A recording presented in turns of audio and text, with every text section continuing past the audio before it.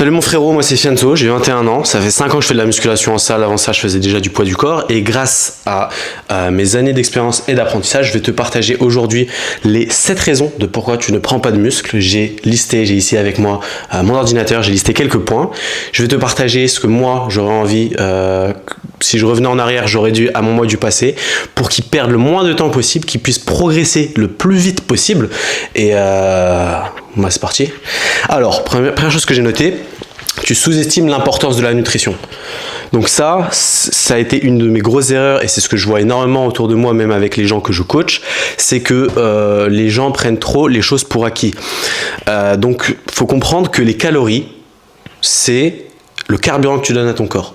Si tu manges trop, tu vas prendre du gras. Quand tu vas prendre du gras, tu vas être moins sensible à l'insuline. Du coup, ça va se traduire par ton corps va moins absorber les macronutriments. Enfin, en fait, il va moins bien les utiliser. Donc, en gros, si tu veux, tu vas moins créer du muscle vite. Ensuite, vu que tu vas être plus gras, tu verras pas le muscle que tu construis. C'est-à-dire que même si pendant 6 mois tu as pris du muscle, vu que si tu manges trop parce que tu respectes pas tes calories, tu ne verras pas le muscle que tu construis, tu verras pas que tu progresses. À l'inverse, si tu manges pas assez, ça c'est logique, mais bon, je pense que de nos jours, ça touche beaucoup moins de gens. La plupart des gens sont gourmands, mais si tu manges pas assez, tu donnes pas tu donnes pas l'énergie à ton corps pour construire suffisamment de muscles. Si je veux faire une maison et que j'ai pas assez de briques, ça va être compliqué. Les protéines, forcément, tu le sais, c'est ce qui construit ton muscle. En vrai, les protéines, je pense pas que ce soit sous-estimé. Je pense même que c'est surestimé dans le sens où c'est connu les protéines, même pour les gens qui font pas de musculation.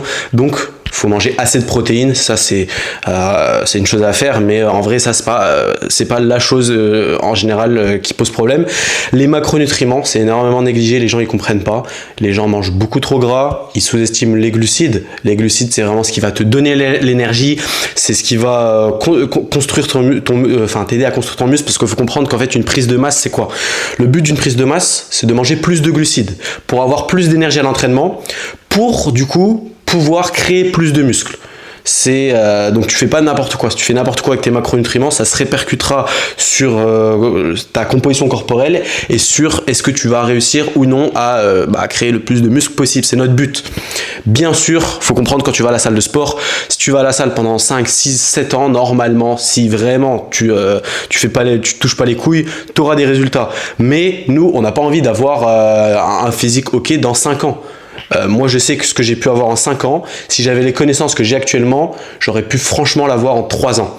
Et c'est quand tu débutes, tu le sais peut-être, tu le ressens peut-être, mais ça rend ouf de faire des efforts et des efforts et des efforts, d'essayer de se documenter, etc. et de voir que ça progresse pas assez vite, quoi. Bref. Et la dernière chose là-dedans, c'est le timing, de la nutrition en fait. C'est aussi quelque chose de sous-estimé. Faut comprendre que selon comment tu vas manger avant d'aller à la salle, ça va se répercuter sur ta séance. Si tu manges trop, tu vas être endormi à la salle et tu n'arriveras pas à donner 100% de ton énergie. Si tu manges pas assez, tu vas te sentir un peu plus faible et tu feras avec l'énergie que tu auras, mais ça sera pas optimisé. Et pareil, en général, ce qui fait défaut aux gens, c'est que vu qu'ils mangent n'importe comment dans leur journée, des fois, par exemple, le soir, ils vont avoir faim, alors qu'il leur reste pas assez de calories. Du coup, ils vont pas réussir à tenir leurs calories. Je sais que c'est peut-être quelque chose dans lequel tu te ressens. Et du coup, ils vont manger plus que ce qu'ils devraient manger. Du coup, c'est important de comprendre comment organiser sur ta journée et de comprendre quels aliments choisir pour te faciliter la vie. Il n'y a pas de recette miracle, mais encore une fois, si tu t'aides de tout ça, c'est ce qui va faire que tu vas rendre les choses, tout va être beaucoup plus simple et point par point, ça va grandement te faciliter la vie. On va passer au second point. Mon frérot, tu surestimes tes techniques d'exécution. Ça, c'est la chose, mais t'imagines pas à quel point. En gros, les gens, ils pensent avoir beaucoup plus de connaissances qu'ils l'ont. C'est-à-dire qu'ils vont à la salle parce qu'ils ont regardé des vidéos sur TikTok, parce que ça fait 6 mois, ça fait 1 an qu'ils vont à la salle et qu'ils connaissent l'exercice. Ils pensent savoir faire l'exercice. Sauf que moi, à chaque fois que j'ai des mecs en coaching, la plupart du temps, c'est rare que j'ai rien à redire en fait. Pourquoi? Parce que par exemple, regarde, on va prendre l'exemple. Tirage vertical. Exercice classique, exercice connu. Vu que c'est connu, vu que c'est classique, tu sais que c'est un exercice qui travaille le dos et pour toi tu sais faire du tirage vertical. Si je te disais qu'il y a énormément de pratiquants et même des pratiquants avancés qui le font mal, Tu ne croirais pas. En fait, regarde, par exemple, quand tu vas faire du tirage vertical, c'est quoi l'objectif? C'est de travailler ton grand dorsal pour travailler ta largeur du dos. Et en fait, il faut comprendre en musculation, tu veux le plus isoler ton muscle le plus possible. Parce que plus tu vas l'isoler, plus tu vas mettre de tension mécanique dessus, plus du coup, il va grossir rapidement. Quand tu vas faire ton tirage vertical, ton but, c'est de ramener tes coudes vers tes hanches. Ce que la plupart des gens vont faire, c'est ça. Ils vont faire un semi-tirage vertical et ils vont faire en même temps un mouvement de rowing. C'est-à-dire qu'ils vont avoir les coudes vers l'arrière aussi. Et du coup, ils vont faire une rétraction des omoplates. Sauf que du coup, ça va travailler tes trapèzes, tes rhomboïdes.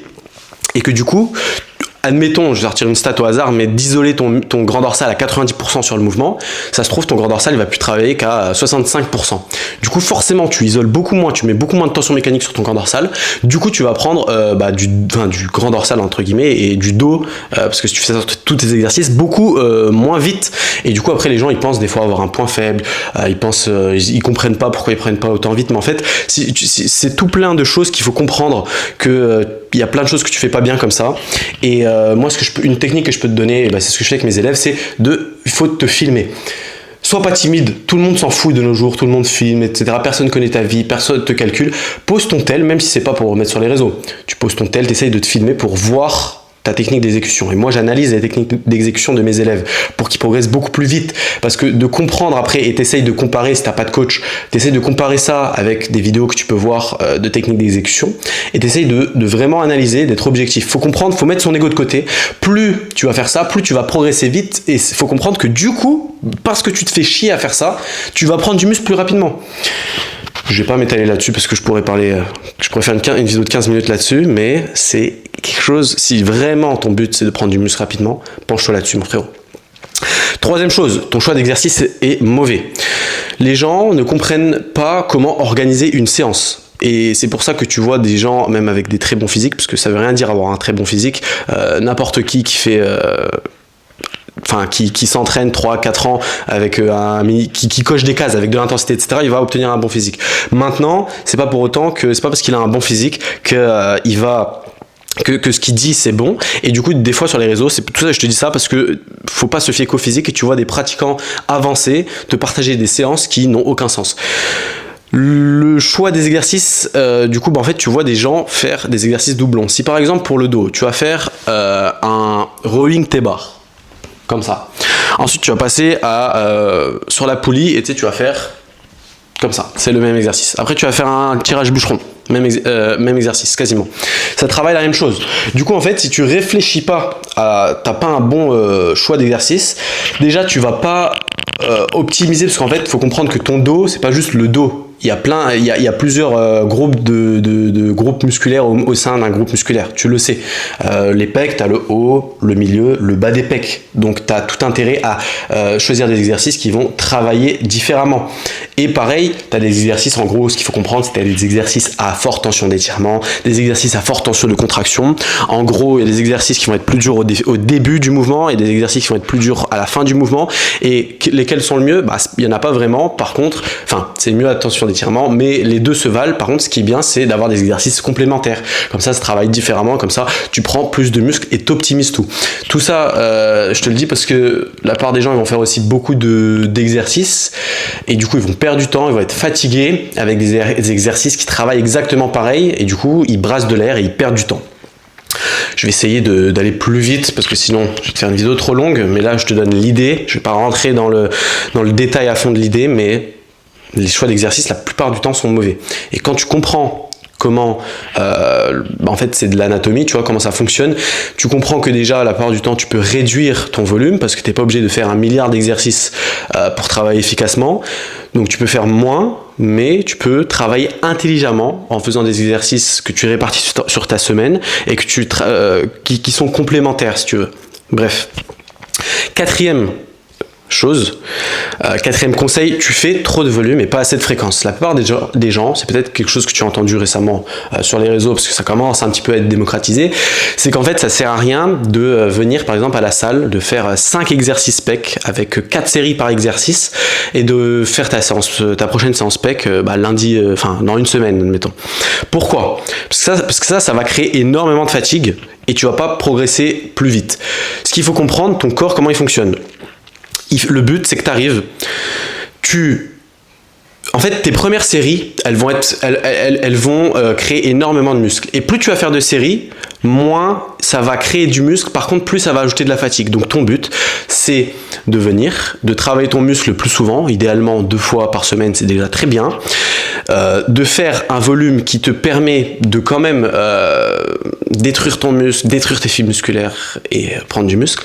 Mais pas trop de volume pour pas que tu sois trop fatigué, que ça te prenne trop de temps et que quand tu arrives sur ta prochaine séance, tu sois trop fatigué pour refaire ce muscle, retravailler ce muscle. Et du coup, la plupart des gens, ils font trop de volume, comme j'ai dit, trop de séries sur le même muscle, trop d'exercices au sein de la même séance, mais pas assez de fréquence parce qu'ils vont travailler leur muscle des fois 1 fois par semaine. Alors que c'est beaucoup plus intéressant de le travailler 2 fois et certaines fois même 3 fois par semaine. 5e point, mon frérot, tu surestimes ton intensité.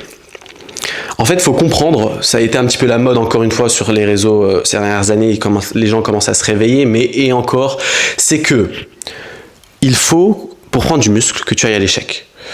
Je n'ai pas envie de rentrer spécifiquement dans ce sujet-là, parce que sinon je vais en avoir pour trop longtemps, mais il faut que tu donnes une raison à ton corps de créer plus de muscles. Et pour ça, ça passe par quoi? Ça passe par le fait de mettre un maximum d'intensité, d'aller à l'échec. Et si tu vas à l'échec, ton corps il va se dire « Ok, là on n'a pas réussi, là ça fait mal, et on va créer plus de muscles. » Et du coup, ça veut dire quoi? Ça veut dire que sur chaque série, frère, il faut que tu ailles au maximum, tout en gardant une bonne technique d'exécution, mais que tu te déchires. Sauf qu'en fait, quoi? Je vais t'expliquer une chose. La plupart des gens, ils surestiment leur intensité. Pourquoi? Parce qu'en fait, il faut comprendre qu'admettons que tu es à l'échec sur 10 répétitions. Aller à l'échec, ça veut dire quoi? Ça veut dire que là, je refais une 10 répétitions et là, la répétition, je pousse toutes mes forces, mais elle passe plus et je repose l'haltère. C'est ça, aller à l'échec. C'est pas... en fait, les gens... La 10e répétition, si tu es à l'échec sur 10 répétitions, ta 10e répétition, elle va être terrible et elle passe pas. Il faut comprendre qu'à partir de ta 5e répétition, frère, tu vas déjà en chier, ça va déjà être dur. Et en fait, les gens, quand ça commence à être dur, ils commencent à arrêter. Donc en fait, ils prennent un poids un peu trop léger par rapport à ce qu'ils pourraient prendre. Et au bout, ils vont faire 11e rep, 12e rep, ça en peut plus, hop, ils posent les poids. Alors que ça se trouve, ils avaient encore 4-5 reps sous le coude. Tu me verrais surtout sur le squat, qui est l'exercice le plus difficile. Je prends ça comme exemple, mais c'est valable pour tous les exercices. Mais tu me verrais sur le squat. Des fois, je fais 6 répétitions, par exemple. Au bout de déjà la première, c'est difficile. J'ai des veines sur le front. Donc, il faut, frérot, il faut que tu te filmes, il faut que tu m'envoies la vidéo, il faut que je te dise si tu te branles ou pas. Non, mais en vrai, il faut, en fait, la musculation, gros, faut que tu serres les dents, faut que sur chaque série, c'est pas grave il faut que sur chaque série tu t'envoies, gros. C'est pas grave si tu peux aller à la salle que 3 fois par semaine, mais quand tu vas à la salle, c'est pas du cardio, t'es pas là pour te faire un peu mal, t'es là pour être efficace. Pour le temps que tu investis d'aller à la salle, tu te donnes. Bref. On va passer au point suivant parce que, encore une fois, je pourrais énormément détailler et te faire un podcast là-dessus. 6e point, tu traites ta séance comme du cardio. En fait, tu es ailleurs, tu n'es pas focus. Il faut comprendre une chose. Tu veux faire du cardio, tu vas courir, tu mets tes écouteurs, tu te vides la tête, tu penses à autre chose, tu cours, tu donnes ton maximum. La musculation, c'est tout sauf ça. La musculation, oui, tu mets ta musique, t'es dedans, tu t'envoies dans ta séance, mais la musculation, il faut que tu restes lucide. Il faut que tu réfléchisses. Pourquoi? Si tu réfléchis pas, tu vas pas aller assez à l'échec, mettre assez d'intensité. Tu vas faire des mauvaises techniques d'exécution qui vont faire que tu ne sollicites pas assez ton muscle. Et en fait, tous ces points, parce qu'il y a d'autres choses, si tu traites ta séance comme du cardio, que tu n'es pas assez concentré sur les charges que tu prends, sur est-ce que tu te dépasses, est-ce que tu vas à l'échec, est-ce que tes techniques d'exécution, j'ai oublié d'autres choses, mais je sais qu'il y a d'autres choses. Ça va pas. Si tu veux progresser le plus vite possible, si t'es pas juste là pour l'aspect santé, que t'es là en mode moi je veux prendre du muscle, moi je veux progresser vite, il faut que tu sois concentré, il faut que tu prennes ça comme un problème de maths. Ok, je suis à la salle, je suis 1 heure à la salle, j'ai 1 heure à consacrer, j'ai mon téléphone avec mon programme dessus, je note mes charges, je sais ce que j'ai fait la semaine dernière, je sais ce que je vais faire aujourd'hui, je sais c'est quoi mon objectif, je sais quel groupe musculaire je vais travailler, quelle technique d'exécution, comment je veux le faire, mes temps de repos, il faut que tout soit calculé. Je sais que des fois c'est chiant comme ça et que les gens se disent oui mais non, vas-y, il n'y a pas besoin de ça, il faut juste pousser, etc.